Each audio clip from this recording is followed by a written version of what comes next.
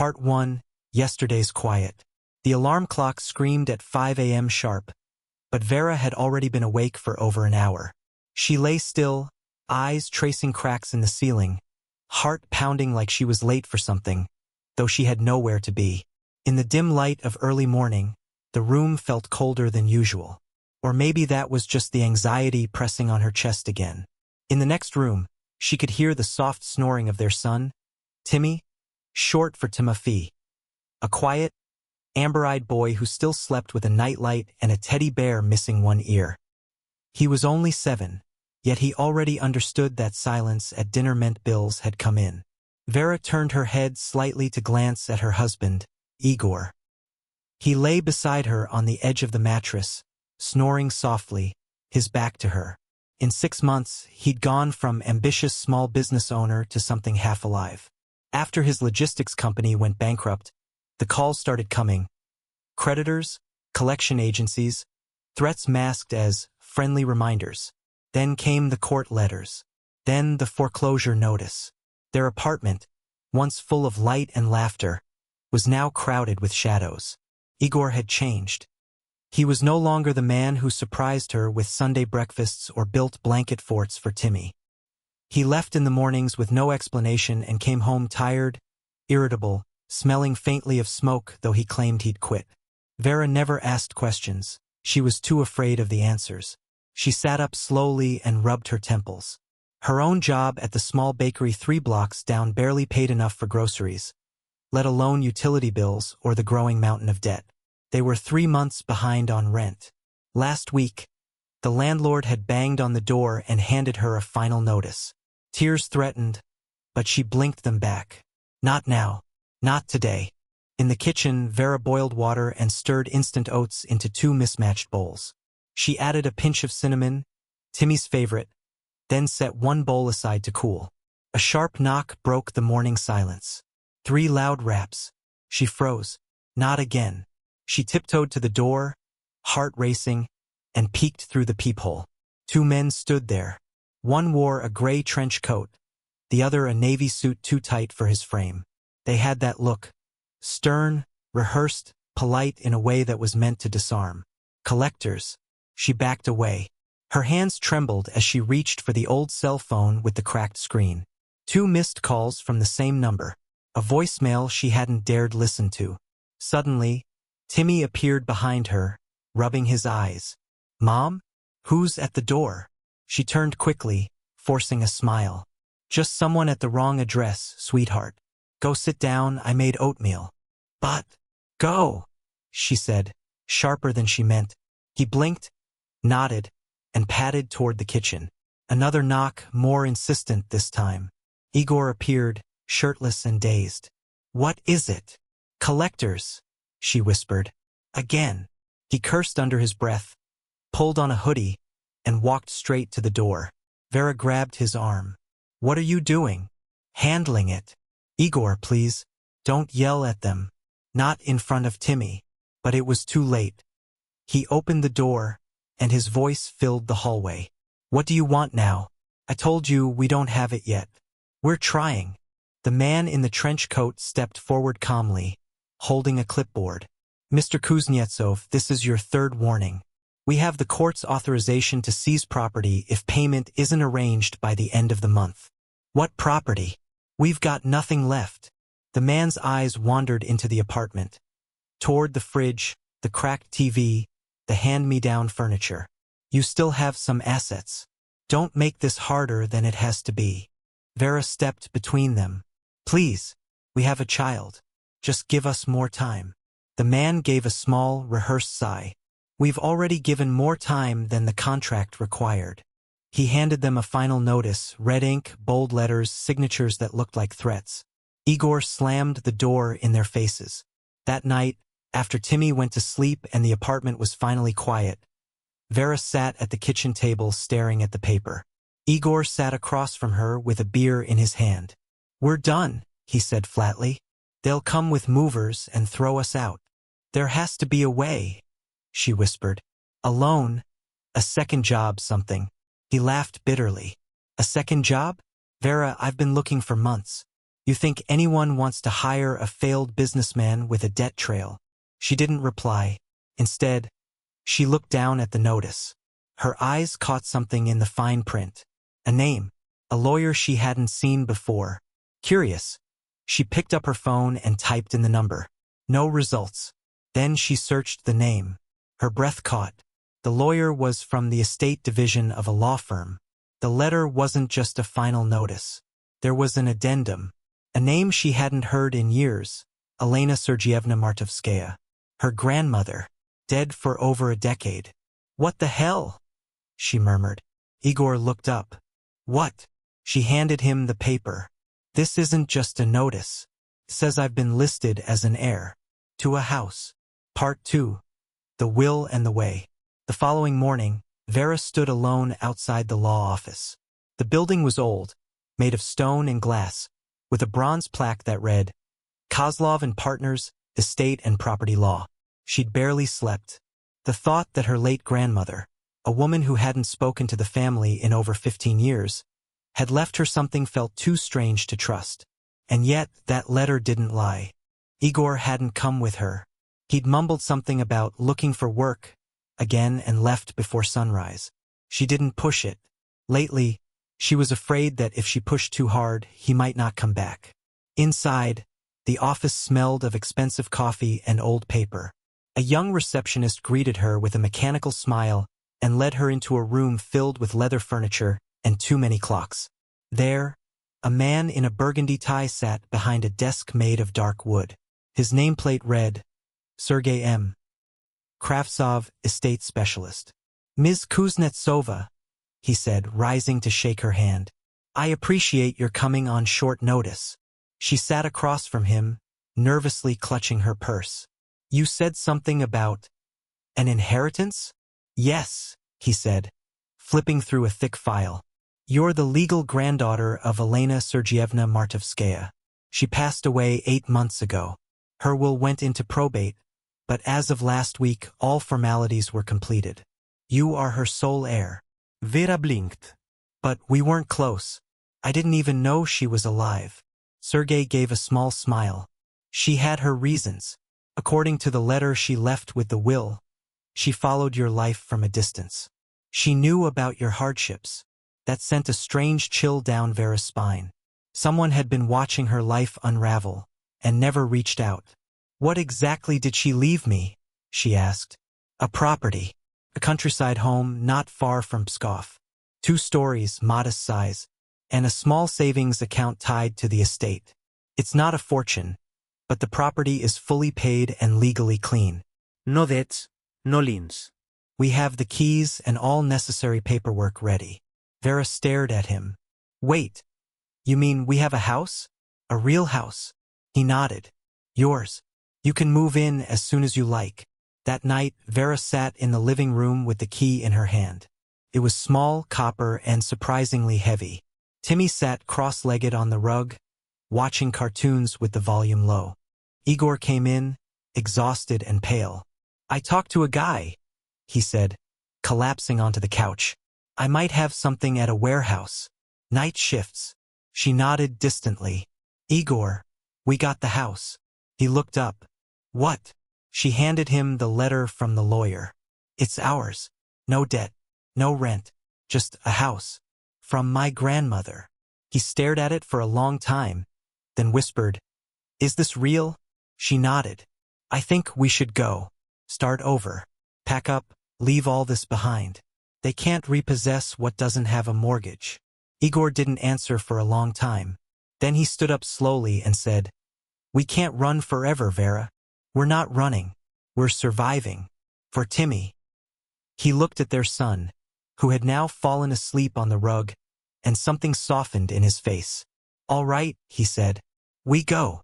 3 days later, they packed what little they had left into a borrowed van from one of Vera's co-workers at the bakery. Clothes, old books, Timmy's toys. The television stayed behind. So did the couch. They weren't worth the trouble. They left before dawn. As the city shrank in the rearview mirror, Vera felt like she was exhaling for the first time in months. The road ahead was long, lined with pine trees and stretches of forgotten farmland. Timmy slept in the back seat, holding his teddy bear tight. Igor drove in silence, focused, hands gripping the wheel like the van might vanish if he let go. It took nearly 9 hours to reach the village. When they arrived, the house sat at the edge of a forest clearing. Old, yes, but sturdy.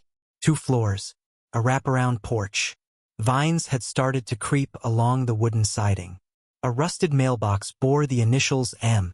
Vera stepped out and just stared. "This was hers?" she whispered. Igor walked up the porch steps and unlocked the door. It creaked open to reveal a musty but cozy interior. Wooden floors, faded wallpaper, furniture covered in white cloths. Dust floated like snowflakes in the shafts of late afternoon sunlight. Timmy ran inside. "Can I pick my room?" Vera smiled for the first time in weeks. "Yes, baby. Any room you want." She followed him in, but as she passed through the doorway, a strange sensation crawled up her spine, like someone had just whispered her name. That night, they sat by the fireplace eating instant soup from tin cups. The fire crackled, and the forest beyond the windows stood silent under a heavy mist. "I still don't get it," Igor said. "Why now? Why would she leave us this?" Vera shook her head. "Maybe guilt. Or maybe she just wanted us to have a second chance." He nodded slowly. "Do you think this could really be it? Our way out?" She looked around at the old wooden beams, the warmth of the fire, the way Timmy had already fallen asleep curled up in a blanket on the rug. "I don't know," she said honestly. "But it's something. And that's more than we had yesterday." Suddenly, they heard a soft knock. Not at the front door. At the back. Vera and Igor froze. No one was supposed to know they were here yet. Igor stood slowly and walked toward the kitchen, where the back door was. Vera followed behind him, barefoot on creaking floors. He opened the door a crack. No one was there, just mist, and a small cardboard box sitting on the doorstep. He picked it up, looked around the yard, then brought it inside. It was sealed with plain tape. No address, no label. Cautiously, he opened it. Inside was a photograph, old, black and white. A girl, no more than 12, standing in front of the same house. She had white eyes, dark hair in braids, and she looked exactly like Vera. Below the photo was a note, written in faded ink. "Some debts never die. Welcome home. Part 3, Roots of the Unknown." The silence after they read the note was heavier than anything Vera had ever known. Igor stared at the faded photograph again, flipping it over in case there was more. Nothing, just the note, and the face of a girl who could have been Vera's twin at 12. She sat down at the kitchen table, hands trembling. "That's not possible," she said, her voice hollow. "That can't be me. I've never seen this house in my life. I've never been here. But it is you," Igor said slowly, still looking at the picture. "Or someone who looks exactly like you. A relative, maybe? Your grandmother." Vera shook her head. "She didn't look like me. I barely remember her.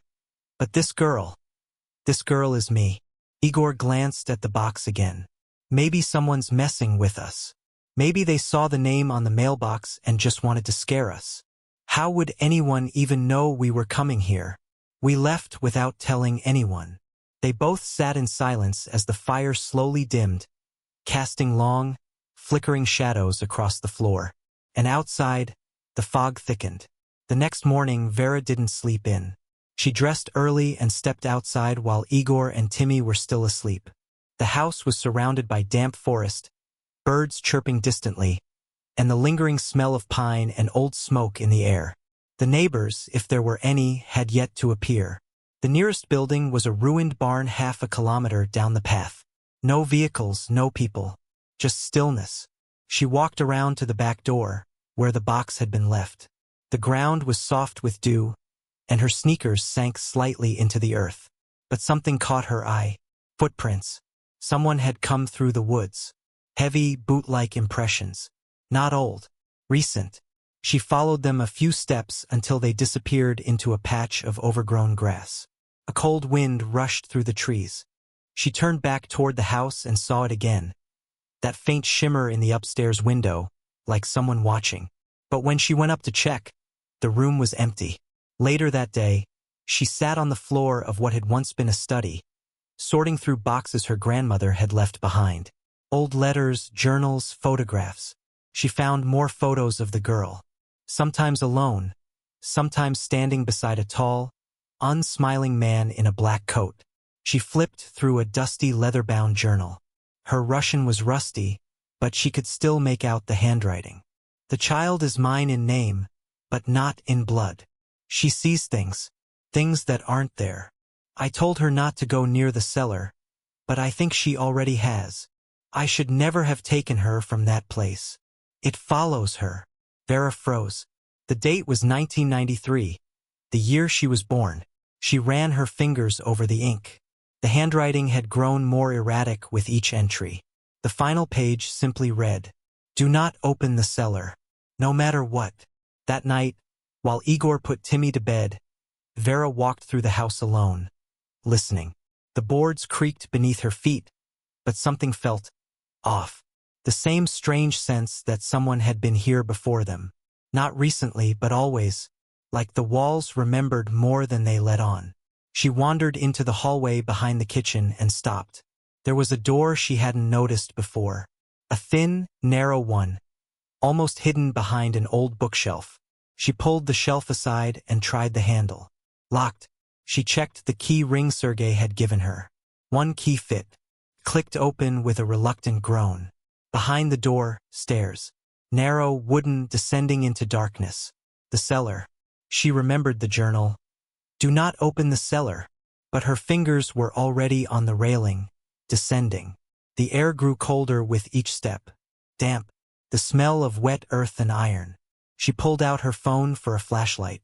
The cellar wasn't large, but it was full. Shelves with glass jars long since sealed shut, tools, crates, and in the back, a trunk. She stepped toward it. The flashlight flickered. She opened the trunk slowly. Inside were children's clothes. A small shoe, a ribbon, a broken porcelain doll with one eye missing. And beneath it all, a folder wrapped in plastic. Vera pulled it out and opened it. Adoption records. Her name. Her birth name. Her mother's name. Unknown. Father. Unrecorded. The foster family listed was the Kuznetsovs. Her adoptive parents. Her whole life, she'd believed they were her biological parents. She staggered back, breath caught in her throat. Was her grandmother not her grandmother at all? She didn't tell Igor about the cellar that night. Instead, she stared at the photo again, the girl who looked like her, and began to wonder, who had she really been? Where had she come from? And what exactly had followed her here? Because outside, in the thick black forest, a shape was moving between the trees. Watching. Waiting. Part 4. Beneath the silence. That night, Vera barely slept. She lay awake with her back to Igor, the adoption papers clutched under her pillow. Every creak of the house felt louder. Every gust of wind like a whisper. At some point past midnight, she thought she heard footsteps above them. Slow, dragging, as if someone was pacing in the attic. But when she got up to check, there was nothing. No one. Just dust. And silence. The next morning brought no peace. Timmy woke with dark circles under his eyes. I had a weird dream, he said, poking at his breakfast. There was a lady outside my window. Vera froze. What kind of lady? He shrugged. I dunno. Her face was wrong. Like it wasn't finished. Igor raised an eyebrow. Probably just the move messing with his head. But Vera knew better. This place had layers.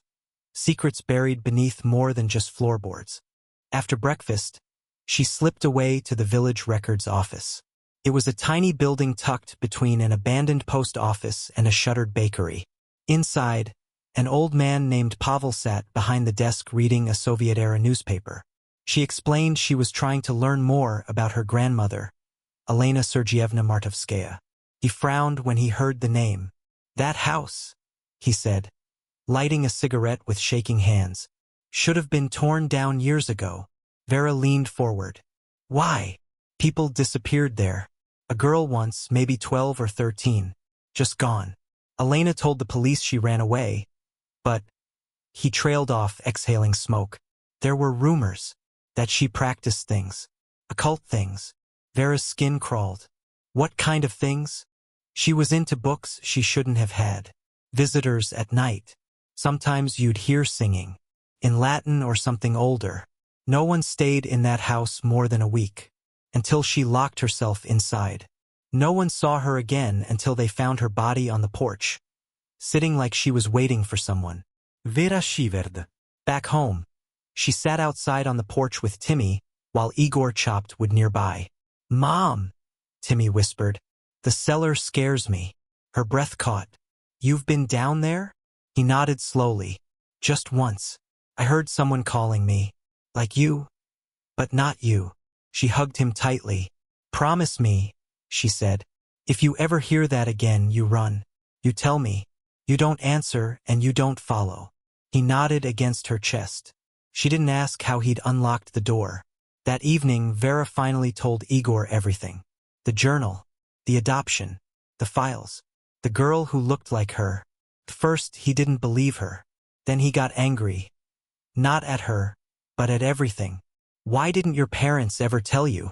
"Maybe they didn't know." "Someone knew," he said bitterly. "Someone left all this behind like a bomb waiting to go off." That night, they both stayed awake. At 3:12 a.m., Vera heard it again. Footsteps. Not in the attic. In the walls. She got up slowly, stepped into the hallway, and paused. The cellar door was open. A faint, pulsing light came from below. She ran to Timmy's room. He was gone. "Igor!" she screamed. He was already running. They bolted down the cellar stairs, hearts in their throats, calling Timmy's name. And there he was, standing in front of the open trunk. Eyes wide, frozen. Light spilled from the trunk now. Not from within it, but through it like a portal, shifting, rippling, ancient. Igor grabbed Timmy and yanked him away. Vera slammed the trunk shut. The light vanished instantly. Just a box of clothes again. Timmy began to cry. "She said I belonged to her," he sobbed. "She said she made me. She said she was my real mom." Vera hugged him tight, whispering over and over, "She's lying. She's lying." But deep inside something twisted, because she didn't even know who her real mother was. At dawn, Igor paced the kitchen, his face pale and set. "We need to leave. Today." Vera nodded. "But we don't have anywhere to go. No money. No jobs. We burned that bridge when we left the city. We'll figure it out. That house is cursed."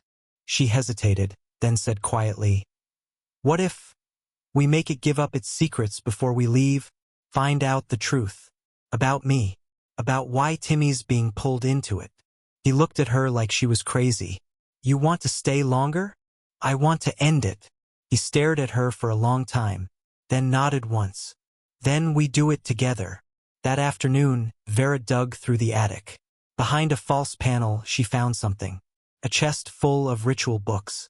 Old, leather-bound, pages in ancient Slavic tongues. Some written in her grandmother's hand. Diagrams. Symbols. A tree with no leaves. A circle of eyes. A name repeated over and over. Nemeza. It wasn't a name she knew, but it chilled her to her core. She found a letter, dated 1994. The entity chose her because she was born in shadow. "I thought I could contain it, raise her as mine. But it waits. It always waits." She gasped. The girl in the photo. It wasn't her. It was someone else. Someone like her. The house wasn't haunted by memories, it was haunted by a cycle. And now it wanted her son. Part 5, the final owing. The wind howled outside as the last light of day sank below the trees. Inside the house, Vera sat at the kitchen table, spreading out every note, every photograph, every journal page across the wood like pieces of a cursed puzzle. Igor stood beside her, his arms crossed, jaw set. "We finish this tonight," she said. He nodded, but his eyes flicked toward the ceiling. "If we make it to morning." Timmy slept on the couch nearby, wrapped in thick blankets. They'd placed salt lines on the doors and windows, a trick Vera remembered from the old books. Probably wouldn't help, but it made her feel like she had something. The name, Igor said quietly. Nemeza keeps showing up. What is it? Vera looked at the oldest journal, the one with the cracked leather cover. Not a person, she said. A presence. A thing that's been passed through bloodlines. It attaches itself to children born in shadow. That's what my grandmother wrote. What does that mean? I think it means unwanted, forgotten, or hidden. Children with broken roots. Like me. Igor stepped back, realization dawning. And Timmy. She nodded. Adopted. Born in crisis. We found him in that orphanage after the fire. Remember? He swallowed hard. So this thing, it's looking for hosts? Or something to anchor itself? My grandmother took me in hoping to stop it. But maybe she was already too late. And now it's after our son. Vera looked at the flickering candle in the center of the table. Not if I end it first. 11:42 p.m. The cellar door groaned open for the last time. Vera carried a bundle of the ritual books. The trunk emptied and dragged into the center of the space. She chalked a protective circle around it, using the symbols drawn over and over in the journals. Igor stood at the stairs, holding Timmy in his arms. The boy stirred, restless. You sure about this? Igor asked. She nodded. It started with me. It ends with me. She stepped inside the circle and began reading aloud. The ancient words scratched her throat like splinters. The air grew colder. Lights flickered upstairs. The house moaned. Not from wind or time, but like it was alive and in pain. Timmy began to cry. Mom! He called. It's coming. Vera's voice grew louder, stronger. Then the trunk began to rattle. A sound like chains sliding. And then it opened. But it wasn't just a box anymore. It was a mouth. A hole in reality. From it rose a figure. Not quite human, not quite shadow, but with eyes like burning stars. It looked at Vera with hunger, with recognition. You are the vessel, it hissed. You carry the thread. Vera gritted her teeth and shouted the final line of the spell. But the thing lunged, claws out, eyes wide, reaching for her heart. And then, Igor threw the last photo into the circle, the one of the girl, caught fire as it hit the edge. The spirit screamed. The house shuddered. The trunk slammed shut with a thunderous crack. Then silence. Dust. Nothing. The circle flickered, then faded. And Vera collapsed to her knees. The next morning, sunlight poured through the windows. The first real sunlight since they'd arrived. Timmy slept peacefully on the couch. Igor helped Vera sit up. Her hands were burned. Her voice was almost gone. But she was alive. It was over. Or at least the worst part. That afternoon they packed their things. Not in panic, not in fear, but with purpose. The house had given them answers. But it had also taken enough. A week later they were back in the city. Vera got a job at a flower shop. Igor's warehouse gig came through. It wasn't glamorous, but it was work. And Timmy was laughing again. They rented a small apartment. 1 bedroom, leaky pipes, but safe. No calls from collectors. No voices in the night. Months later, Vera received a letter. It had no return address. Inside a photo. The same girl again. Only now, she stood in front of another house. Different style. Same forest in the background. And on the back, the cycle waits. But you broke the pattern. For now. Vera burned it without reading further. Then went to kiss her son goodnight. And for the first time in a long time, she didn't look over her shoulder. The end.